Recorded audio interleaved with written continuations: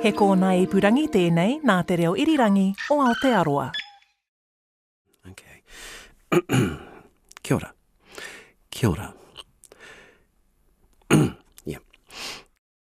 Tēnā koutou katoa. Ko Justin Gregory aho. I'm the executive producer of Did Titanic Sink? You may already be aware of the controversy surrounding the second series of this project and the consequent national inquiry that transpired as a result of its activities. After extensive legal advice and with the support of the RNZ Board of Directors and the Ministry of Communications, we have decided to air this season in no way to condone the actions of the team behind the project, but as a means of recouping the substantial losses incurred by both RNZ and indeed the nation Aotearoa, New Zealand. Here at RNZ, we believe in transparency and would hate to see any twisted, ridiculous conspiracy theories stem from the broadcasting of this podcast. I've been advised that I am not at liberty to comment on recent speculation as to the whereabouts of Carlo or Tim, other than to reiterate that this is not something that RNZ is aware of, nor are we aware of any government involvement in their disappearance. I can only repeat the official statement of the Ministry of Communications that there is nothing to support the accusation that Carlo and Tim have been silenced by the state. On behalf of myself, Kai Houtu Matua Tim Watkin and Radio New Zealand, I offer my sincere apologies for what you are about to hear. Ngā mihi nui. Kia ora, I'm Tim Batt. Chances are, if you're listening to this podcast, you're aware that in 2022, I convinced my buddy Carlo to spin a tale and answer a question I never would have thought needed an answer. Did Titanic sink? And I have to admit, Carlo had me convinced it did not. At the end of the last episode, though, Carlo had this to say. So, Tim, we asked the question, did Titanic sink? Yeah, probably it did. So you might be wondering, why are we back for more? Well, it's because our good friends at Radio New Zealand reached into their deep regional content budget and asked us, their award-winning conspiracists, to delve deeper into a conspiracy closer to home. That of the Canterbury Cat. 1, 2, 1, 2, 3.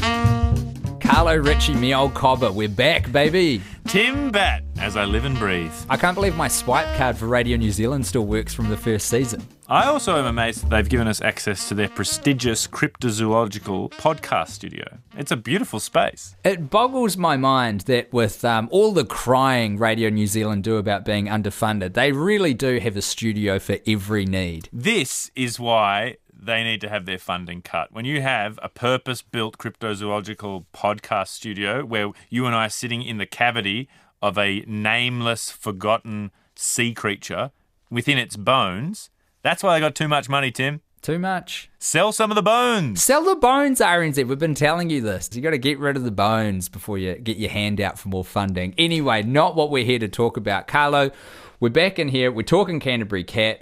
This is an issue very near and dear to my heart because I'm from Otautahi, born and raised. So I've been hearing the legend of the Canterbury Cat my entire life. Was it a sort of bedtime fable that you were told, Tim, on those dark and stormy southern nights? If you were in Christchurch growing up in the 90s, it was the sort of threat that your teachers or your parents would throw at you. If you don't eat your vegetables, you know, the Canterbury Cat will be stalking around Bishopdale and they'll come and get you. And he loves the lean kids. Haven't eaten their vegetables. That's the perfect dinner for a cat that size. Everyone knows this. The most delicious kids are incredibly vitamin deficient. Like if you can get a kid with scurvy, they're the best tasting kids. Nothing tastes better. So let's just dive into what the Canterbury Cat is and where this all sort of began. It really enters public consciousness in 1977, and that's July 18th specifically. So on that morning, Kaiapoi resident named Frances Clark opens her blinds and spots what appears to be a tiger.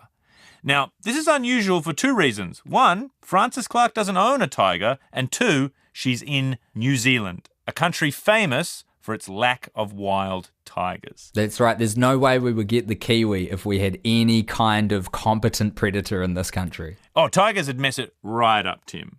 Now, Clark immediately calls the police, who initially dismiss it because the idea of a tiger being in North Canterbury is so fanciful. Yes, we don't know anything about Frances Clark. We tried looking her up, couldn't really find too many details about her. We would assume, by virtue of where she was born in the world and lived her life, absolute salt of the earth.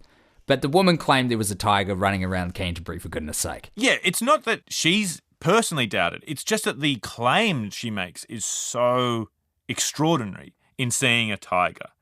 But then 4 days later, they discover paw prints and droppings on Pines Beach in North Canterbury. Pretty compelling.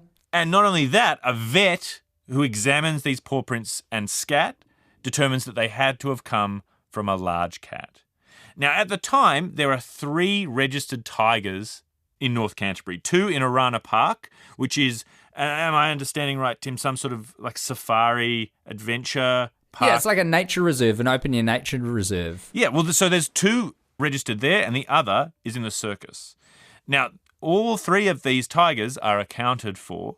So as a consequence, they launch a military helicopter to fly over the area and send out an Arana Park staff member with a tranquilizer gun. But they never find a cat. I love that the response that New Zealand had to that reached the full gamut of what we have on offer. On the one hand, a military helicopter, which I'm not sure that we have more than one of, and on the other, someone with a tranq dart roaming around. We really hedged our bets, didn't we? Oh, certainly. And look, it went all the way to the top, Tim, and it came down to a Ministry of Agriculture employee, their senior vet, H.D. Stockdale, who went on the record as saying, if this is a hoax, then it was extremely well done. Too well. So the conclusion is there had to have been a cat on that beach. They're just unclear of how it got there and where it went, because it was never seen again after this point, this tiger. There's a theory that perhaps it was one of those 3 registered tigers and they just sort of secretly got it back into the cage and said, oh, well, nothing's wrong here. Like, our cages are great. But a tiger is never seen again in the area. And Carlo, just to take a step back, the reason why this conspiracy theory is so significant is because if it is true, if at some point there's some large African cat that has broken free of its shackles and started roaming around in the South Island, it easily could have mated and created generations of dangerous cats that we just haven't caught yet. Well, yes, exactly, Tim. And you were probably aware of this growing up on the South Island, that from the early 2000s, all of a sudden there is this huge spike in big cat sightings in the North Canterbury area. Oh, absolutely. I know the tale as well. I know that in 2003 there was an Ashburton truck driver by the name of Chad Stewart, which has got to be the most Ashburton name I've ever heard in my life. Have to take your word for it. He claimed to witness the black cat less than 100 metres away from him when he was in Mayfield. There was no other evidence of this apart from his verbal testimony to the fact, but it didn't stop the local cafe in Mayfield changing its name to the Panthers Rock. Well, that's it. And this begins a string of sightings that from 2001 all the way through to the mid-2000s of a black panther-like cat. It stopped being a tiger. And we also started to get physical evidence. So witnesses seeing a large black cat attacking their lambs, and then we have the lamb that has been savaged by some kind of big cat. And we also start to get photographs, both of dead and alive big black cats. Yeah, you've got a couple compelling pieces of evidence here. One I'm looking at, you've brought me a photo from 2012 taken by professional photographer Michael O'Neill at a completely frozen over Lake Clearwater. And this photo was obviously taken from quite a long way away, but that does look to me like it's some kind of puma or panther or something. And then more fittingly for a podcast, you also found this witness testimony from 4 years later in 2016 from Ange of Canterbury. One morning I woke up about 6:30 in the morning, you have a coffee or smoke, and something caught my eye over that hedge over there, and I couldn't work out, what sort of animal it was. It was unexplainable, so Googled some stuff, and that's definitely what I seen panther over there. So I'm not crazy. There's a lot of people out there that have seen it and maybe don't want to come forward because people judge or think they're crazy. But I know what I've seen, and these creatures walk among us. Sounds legit. It is. There's some compelling evidence that a big black panther existed or exists in North Canterbury. And so is there actually any evidence to suggest that there was like a boat that had a tiger on it that sort of matches up with this timeline? That's the only sort of missing link in that particular element of the theory. What there are documented photographs of the scat, this tiger scat, and the paw prints. That's a pretty massive missing piece of the puzzle. If the hypothesis is that it escaped from a ship that had a tiger on it, but there was no ship that had a tiger on it. Well, what about the illegal tiger trade, Tim? Oh, true. So you think this could be a case of an undocumented big cat? Well, it could be a pure speculation, but we do know there is an illegal animal trade. And if you lose a tiger, for example, from a ship that is illegally carrying one to New Zealand, it's probably the thing that you're going to keep under your hat. And 70s are a very loose time too. Everybody wanted a tiger in the 70s, Tim. It's so true. They wanted them on their shirts, they wanted them on their bedspreads, and mainly they wanted them in their homes because they look cool. Where they didn't want them was on their beaches in North Canterbury. It's true. I mean, this is a fascinating story. It's a compelling mystery, and it involves so many interesting characters and stories, and combines the often overlooked lives of South Island New Zealanders and the allure of a deadly big cat. This is a story that will both educate and entertain listeners across the motu and speak to them in a way that can only be achieved through audio storytelling and the podcast medium. Or at least that, word for word, is what we put on our successful funding application to Radio New Zealand to get money to make this season of our podcast. But dear listener, it's up to me to tell you at this point, this season is not about the Canterbury cat. We looked into the Canterbury cat. I can now say with absolute confidence the Canterbury cat isn't real. The photos are grainy at best, the few that exist. We have a handful of, kooks from the South Island who are too bored and they're making up stories about seeing big... They're just feral cats. I'm telling you right now, folks, what we've got in the South Island is an issue with some feral cats who are pretty well fed because our birds aren't too good at flying. So everything's on the ground like some sort of massive smorgasbord for them to engorge themselves on. And lo and behold, we've got this urban legend of a puma rocking around when in fact it's just some pretty big, well-fed cats. Yes, unlike the iceberg that sunk Titanic, Tim, there's nothing going on under the surface with the Canterbury cat. And it's funny that you bring up that metaphor, Carlo, because what we did is instead of use the money to further investigate an urban legend which led to nothing, we have parlayed the funding from Radio New Zealand's regional fund into a further investigation of the RMS Titanic. We're back, baby. Did Titanic sink season 2? That's right, Tim.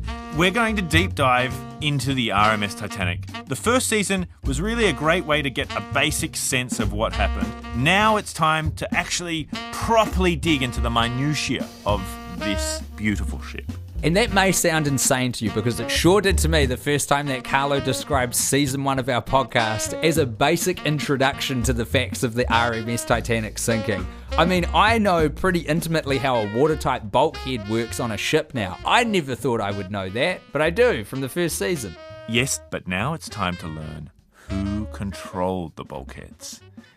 This is a real deep dive, Tim. In fact, to quote a film I can't quite remember the name of right now, are you ready to go back to Titanic? I never left. Now, Tim, before we get into the deep dive, I just want to understand how much of the first season you remember and what of the basics you still have in the back of your mind. Sure, bearing in mind that this was about 18 months ago and I haven't actually listened to it since then, here's what I understand to be the conspiracy theory that you have convinced me is true of the Titanic.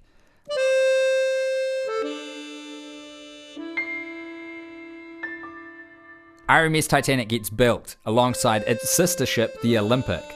The Titanic is struck by a Navy vessel accidentally, causing damage that is so large it would be prohibitively expensive to repair it. Not only that, but while it is being repaired, it's losing tremendous amounts of money because it can't be ferrying passengers to and fro. So a plan is hatched by JP Morgan to switch the Olympic and the Titanic around and then purposefully but slowly sink the Olympic, painted as the Titanic, to claim insurance money while safely rescuing everyone off so that they will return to their lives ashore.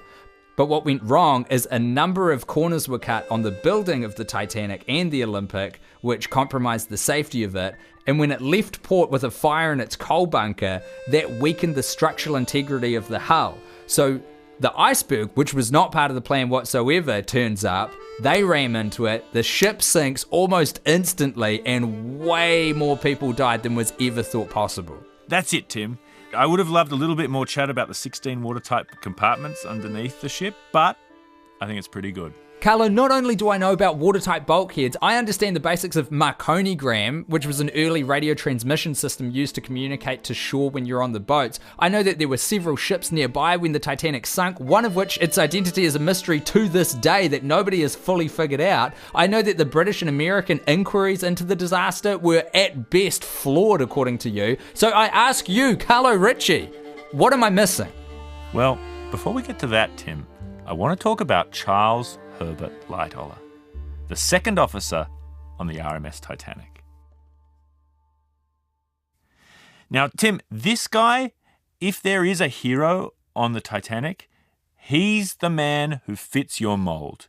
People like Winston Churchill loved this guy because to him, and so many people at this time, this guy exemplified what it meant to be a Briton in a crisis. They idolise this guy.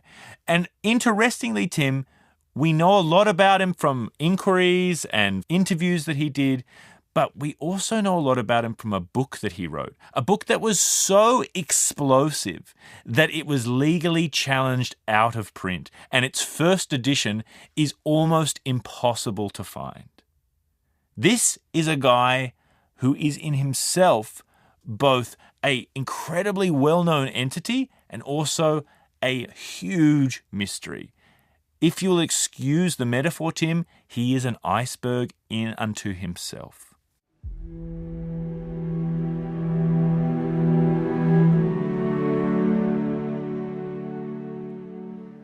Because the people that we don't talk about when we talk about Titanic is we don't talk about the crew. Of everybody on the Titanic, they had the highest casualty rate of any class on the Titanic. 76% of the crew on Titanic did not make it off that ship. That is devastating. I mean, you told me a lot about the roles of people who were on that ship, the people who were firing the coal into the furnaces. Not all of these were great jobs with petticoats and brass buttons, drinking champagne in the upper decks as soon as they'd knocked off work. Like, these were some lowly paid, hard-working people who unfortunately went down with the ship, right? Yeah, exactly. I mean, you have these people who are literally living in hell-like conditions in these huge furnace-like rooms in the bowels of the ship, and they have a huge casualty rate. And then there's the engineers as well, who, for the entire duration of the 2 hours and 40 minutes of the sinking, they managed to keep the lights on. They, in the last moments of the Titanic, kind of come up on deck and they say, oh, there's no lifeboats left. Like, oh, very well then, and then just all perish. These are these extraordinary people who put so much into this ship, and 685 crew die. It's the biggest casualty group on the Titanic. That is incredibly sad, Carlo, but you said this has something to do with this guy, Charles Lightoller? Yes, because I want to talk about the officers on the Titanic. So we have Captain Smith. We all know about Captain Smith. We have XO Wild. We don't all know about XO Wild, but he's a pretty cool dude. His first name's XO? He's the executive officer. Oh. Gotcha. His first name is Henry. Henry Tingle Wild, in fact. Great name. And he's, interestingly, a last-minute addition to the Titanic's staff. Then you have the first officer, which is William Murdoch, the guy who looks more or less exactly like me. He was in the movie, right? Yes. We'll talk a lot about William Murdoch. He has a very fascinating portrayal in Titanic and a very fascinating memory in terms of history. Then you have second officer Charles Lightoller, the man that I really want to talk about. He is a super fascinating person. And as you will see, it has an interesting connection to New Zealand. I've got an important question for you, Carlo. Your definition of an interesting person, and I think everyone else's, can be slightly different because this person was on the Titanic. Are they, outside of your head, an interesting person? Then we have 3rd Officer Pittman, also an interesting person, 4th Officer Boxhall, 5th Officer Lowe, and 6th Officer Moody.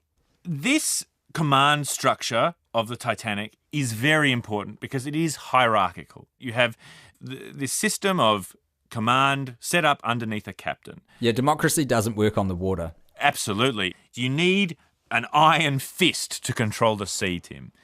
Now, also important is that, as I said, Wild is added late to the crew roster, and originally Murdoch, First Officer Murdoch, was meant to be the executive officer of this ship, but Wild is added, so he gets bumped down. Do you know how I'm going to remember this? Wildcard.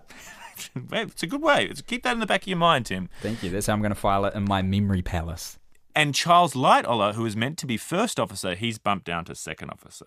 This is important because the first and second officers are the people who are in charge of the lifeboat decks. So Murdoch, the first officer, he is in charge of the starboard lifeboat deck, and Lightoller is in charge of the port deck. Which, if you remember, Tim, there's enough port left in the dark. Exactly, Tim. That I do remember. Now, if we can just very quickly go through a timeline of Titanic from the perspective of the officers. So officers on the Titanic have a watch period of about 4 hours. They will come on watch for a 4-hour period, and that will be rotated through the crew over the course of the voyage.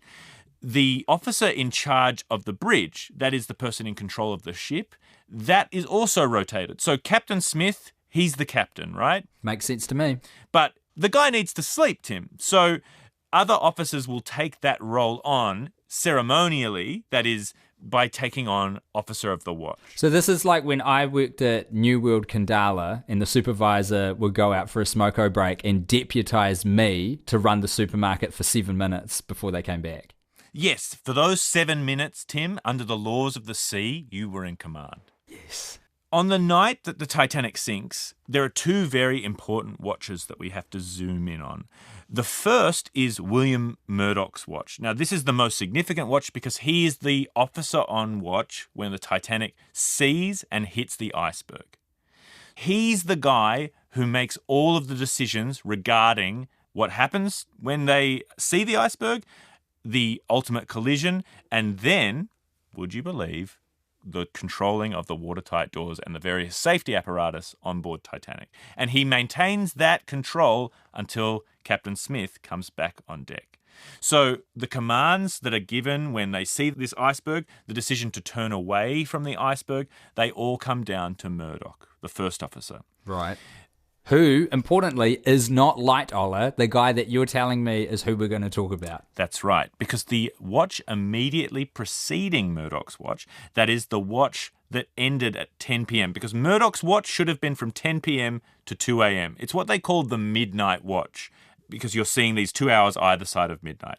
Now, the officer who had the watch until 10 p.m. of that night was Charles Lightoller. So he was the person who was in charge of the ship for this bulk of time just before it hit the iceberg. Yes, and that's going to be important, and we will come to that. But what is important to know now is that after Titanic had hit the iceberg and we were sending people off in boats, he was in charge of the port side of Titanic. And that is important because he made a very strong decision on the night, and that was he only allowed women and children off in the boats. Murdoch, who was in charge of the starboard side, he let everybody off. If there was room for a life in the lifeboats, he sent them away. But Lightoller had this code that it had to be women and children only, whereas Murdoch was women and children first. And that's very... Oh, okay, so this is degrees of chivalry.